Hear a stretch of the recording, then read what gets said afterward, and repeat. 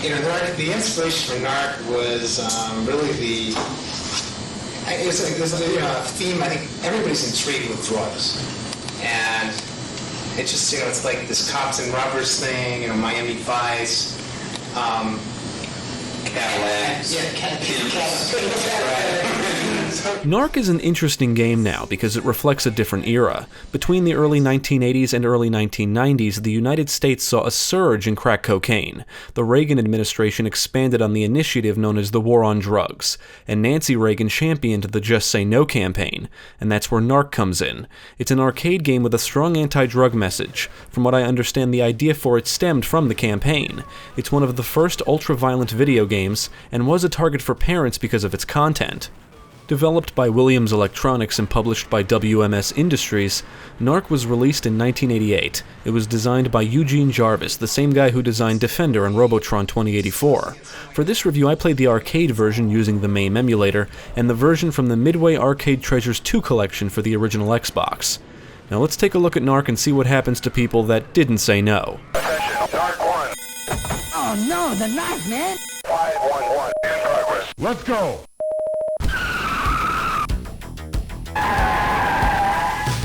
Narc is a side-scrolling shooter that supports up to 2 players. The protagonists are Max Force and Hitman, 2 narcotics officers dispatched to apprehend Mr. Big, leader of the drug cartel known as Crack.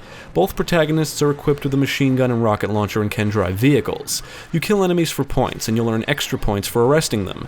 You can walk, duck, and jump, and have a limited amount of lives. Lose all of your lives and you can spend a credit to continue. If you access the game's test menu in the arcade version, you can change the difficulty, starting lives, and amount of rockets, what scores you need to reach to earn extra lives, and you can enable free play or infinite continues. You can also adjust these settings in the console version, and they can make the game easier, but even if you make it as easy as possible, Narc is still a very challenging game. On lower difficulties, I noticed some enemies move slower and I got overwhelmed less, but still got my ass kicked.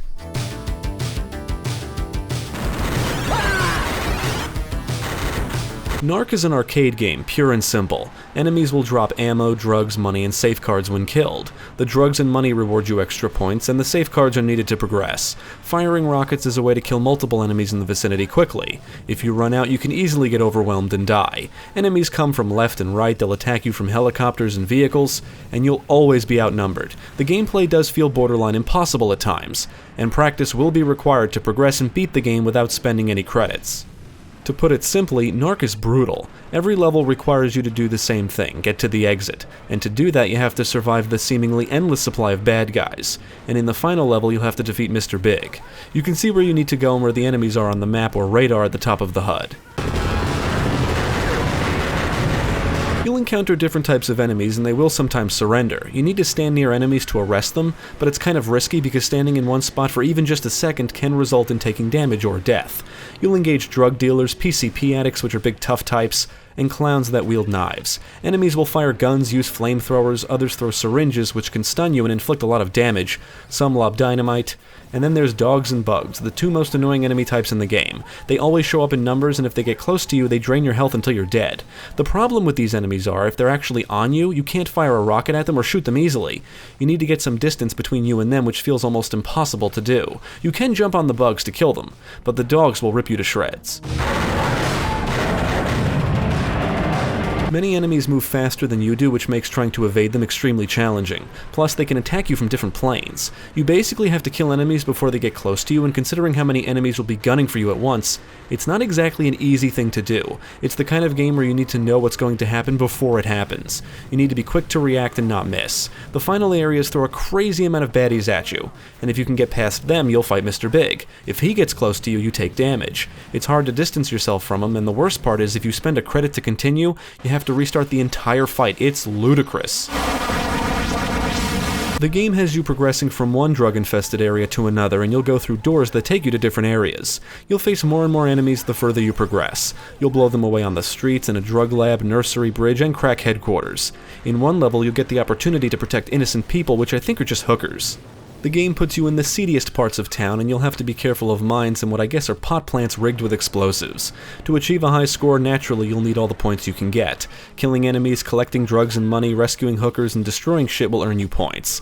Since you can play with infinite credits, you can practice to your heart's content without losing any real money. That particular game had so much EEPROM, more memory, and a higher resolution monitor than any of, probably the Mortal Kombat games or the NBA Jam games all the way. I mean, the very first one, they threw everything at it, Narc was a great-looking game in 1988. The digitized actors and detailed environments helped to make the violence more pronounced.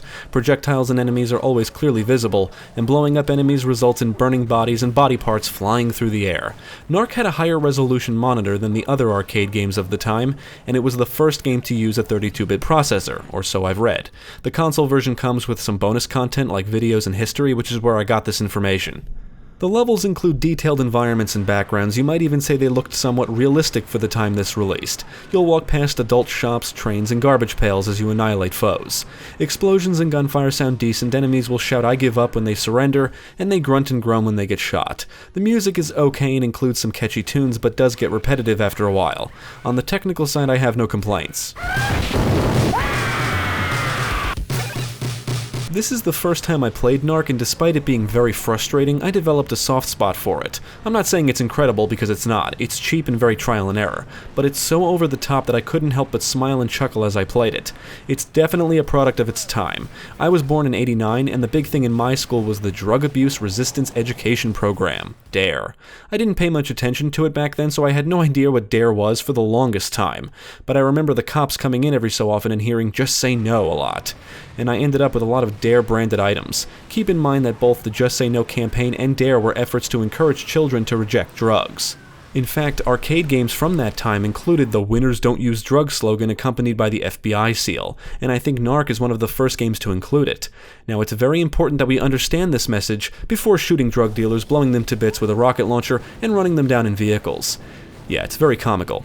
Narc is an insane game, and as over the top and technically impressive as it was for the time, the ultra-violence and carnage do not mask the fact that at its core, it's an arcade game designed to eat your money. It's brutal, challenging, and unforgiving.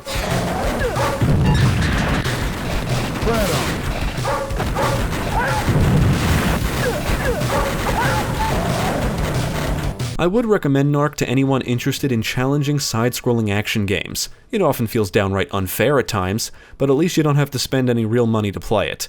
One of the benefits of the Midway Arcade Treasures 2 version is the little extras you get, like the history and videos. If you enjoy over-the-top violence and unrelenting difficulty, definitely check out Narc. Until the regular thing was like say no or die. It was definitely it was like protect the innocent, punish the guilty. Thank you for watching. If you enjoyed this video, check out the rest of our channel, follow us at the links below, and you can also support us on Patreon. If you're interested in more gaming content, check out our friends over at Gamecast.